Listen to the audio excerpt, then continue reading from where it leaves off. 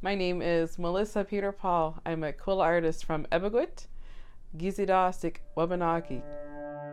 Up until about 6 years ago, we didn't have anybody quilling on the island. My cousin, she's from here, but she lives in Nova Scotia. So when she taught me, I was the first quiller to start back up. So it's been 6 years since I've been doing quill work. So I took that workshop with her and just wanted to keep learning. And as soon as I picked up the quills, it was like, this is what I was meant to do. And you wait all your life to find out what do you want to be when you grow up, and that moment I was like, this is it. It just felt like that puzzle piece was missing. I started doing quill work, I felt like everything was just, my puzzle came together, and I felt like this is what I was meant to do. And the ancestors' presence when I do quill work is so strong. I get all my quills in New Brunswick and Nova Scotia. So I make trips, special trips over just to collect roadkill off the side of the road. Yeah, so I usually take the roadkill, the porcupine, I put it in a cooler, and I'll take it to a safe spot where I can pluck the porcupine. So it is difficult, because if I was a quiller in New Brunswick and Nova Scotia, I'd have porcupine, anytime I wanted. But if I can't get it, then I'm grateful that I can do trades with people, just like my ancestors would have done,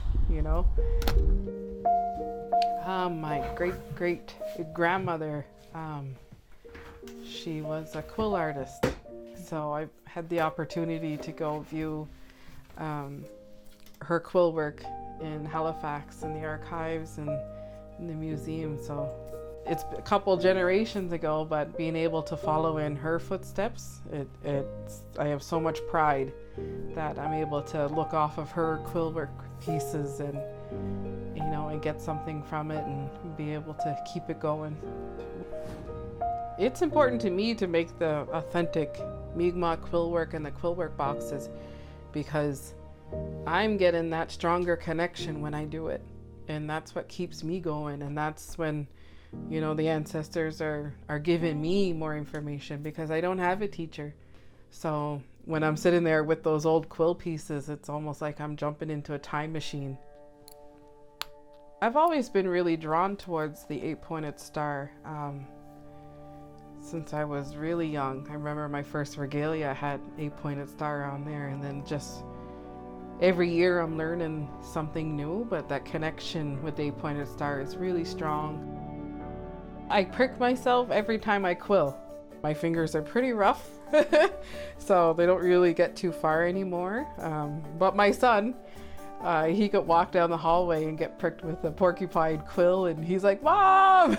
But I have people that still encourage me to keep this going, and they support me on that journey. So now we have about 5 or 6 quillers on the island now.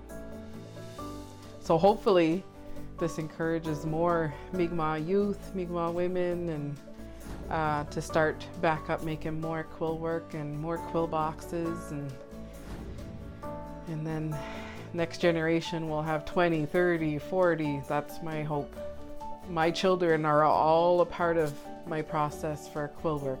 They see a porcupine on my step and they're like, "Oh, hey, Mom's working today." This is their normal. And and that's what I want for my grandchildren, for that to be passed down. So my boys will be quillers.